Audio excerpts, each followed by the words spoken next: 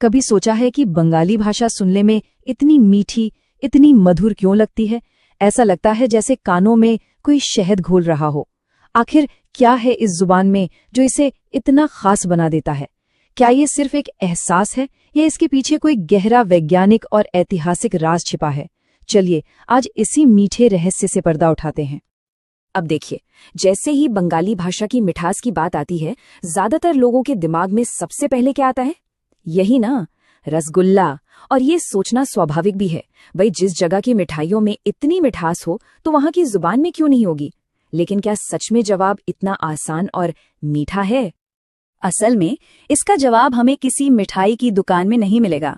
वो तो छिपा है भाषा के अपने विज्ञान में, हमारे दिमाग के मनोविज्ञान में और बंगाल के सुनहरे इतिहास की गहराइयों में। ये तीनों धागे मिलकर ही बंगाली भाषा की इस मीठी चादर को बुनते हैं। तो चलिए सबसे पहले भाषा के विज्ञान की लैब में चलते हैं और देखते हैं कि बंगाली भाषा के ध्वनि तंत्र यानी उसके साउंड सिस्टम में ऐसा क्या है जो उसे इतना मधुर बनाता है। इस मिठास का जो सबसे बड़ा सीक्रेट है ना, वो है ओ की ध्वनि का जादू। बंगाली में ज्यादातर शब्द ओ की गोल और नर्म ध्वनि पर खत्म होते हैं। ये वो साउंड है जो कानों में चुभता नहीं है, बल्कि एक नर्म एहसास देता है, जैसे कोई गोलाकार चीज हो। अब इसे एक उदाहरण से समझते हैं तो बात और साफ हो जाएगी। हिंदी में हम कहते हैं विवेकानंद। ध्यान दीजिए, व की ध्वनि थोड़ी तीखी है, लेकिन बंगाली में यही शब्द हो जाता है विवेकानंदो। कठोर व नरम ब में बदल गया और अंत में ओ की ध्वनि ने इसे और भी ज्यादा मीठा बना दिया, विवेकानंदो। एक और बहुत अच्छा उदाहरण है, हिंदी का शब्द वसंत बंगाली में बन जाता है बोशोंतो। यहां भी देखिए वही जादू, व का ब बन गया और अंत में ओ की ध्वनि आ गई। ये जो छोटे छोटे बदलाव है ना, यही भाषा के पूरे संगीत को, उसकी पूरी फील को बदल देते हैं। तो ये तो हुई अलग अलग ध्वनियों की बात। अब देखते हैं कि कैसे बंगाली भाषा मुश्किल और कठोर आवाजों को भी मक्खन की तरह चिकना और सरल बना देती है, जिससे उसका प्रवाह और भी सहज हो जाता है।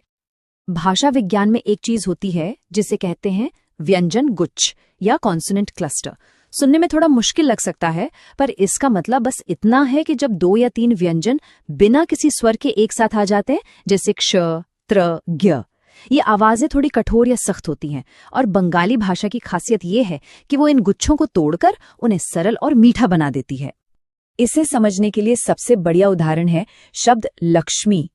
यहाँ क्ष में क और श की ध्वनियां एक साथ हैं, जो थोड़ी कॉम्प्लेक्स हैं। अब बंगाली भाषा क्या करती है?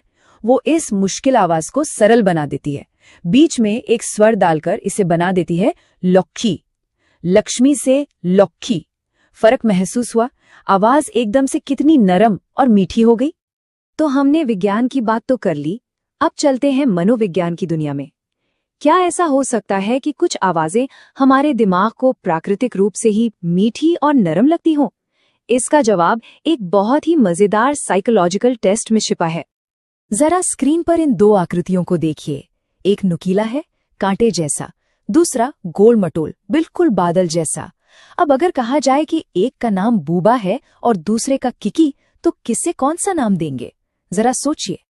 अगर आपने भी ज्यादातर लोगों की तरह गोल आकार को बूबा और नुकीले आकार को कीकी कहा है, तो बधाई हो, आपने अभी अभी मनोविज्ञान के एक बहुत दिलचस्प सिद्धांत बूबा कीकी प्रभाव का अनुभव किया है। तो इसका मतलब क्या हुआ? इसका मतलब यह है कि हमारा दिमाग बिना सिखाए ही गोल नरम आवाजों जैसे ब, म, ओ को गोल आकृतियों से जोड़ता है, यानी बूबा, और तेज नुकीली आवाजों जैसे क, त, ई को नुकीली आकृतियों से जोड़ता है, यानी किकी। और मजे की बात यह है कि बंगाली भाषा ऐसी ही बूबा ध्वनियों से भरी हुई है, ब, ओ, म। इसलिए ये हमारे दिमाग में स्वाभाविक रूप से एक मीठी और मधुर छवि बनाती है। अच्छा, भाषा सिर्फ ध्वनियों का खेल नहीं होती, उसे इतिहास और संस्कृति भी तराशते हैं। चलिए अब देखते हैं कि कैसे बंगाल के इतिहास ने इस भाषा को समय के साथ जानबूझकर और भी खूबसूरत बनाया। 19वीं सदी में बंगाल में कमाल का दौर आया था, जिसे हम बंगाल पुनर्जागरण के नाम से जानते हैं। ये सिर्फ एक सामाजिक या राजनीतिक क्रांति नहीं थी, बल्कि इसने कला, साहित्य और सबसे जरूरी भाषा को भी एक नया जीवन दिया। इस दौर के महापुरुषों ने भाषा को मानो तराश कर एक हीरा बना दिया। ईश्वर चंद्र विद्यासागर ने बंगाली वर्णमाला को एक स्टैंडर्ड रूप दिया, और फिर रविंद्रनाथ टैगोर जैसे महान साहित्यकारों ने अपनी कविताओं, गीतों और कहानियों से इस भाषा में वो मिठास और गहराई भर दी जो आज भी अमर है। उन्होंने भाषा को सिर्फ बातचीत का जरिया नहीं, बल्कि कला का एक बेहतरीन नमूना बना दिया। तो अगर हम पूरी कहानी को समेटें तो बंगाली की मिठास के ये 4 बड़े कारण सामने आते हैं। पहला, ओ और ब जैसी नरम और गोल ध्वनियां। दूसरा, मुश्किल व्यंजन गुच्छों को आसान बनाने की कला। तीसरा, बूबा किकी प्रभाव, जो इसे मनोवैज्ञानिक रूप से मधुर बनाता है। और चौथा, बंगाल पुनर्जागरण के दौरान हुआ इसका ऐतिहासिक और सांस्कृतिक विकास। आखिर में बस यही कहना है कि कोई भी भाषा सिर्फ शब्द नहीं होती, वो उस संस्कृति की सोच, उसके इतिहास और उसकी आत्मा का संगीत होती है। बंगाली की मिठास असल में उसकी संस्कृति की गहराई और कलात्मकता का ही एक मीठा प्रतिबिंब है।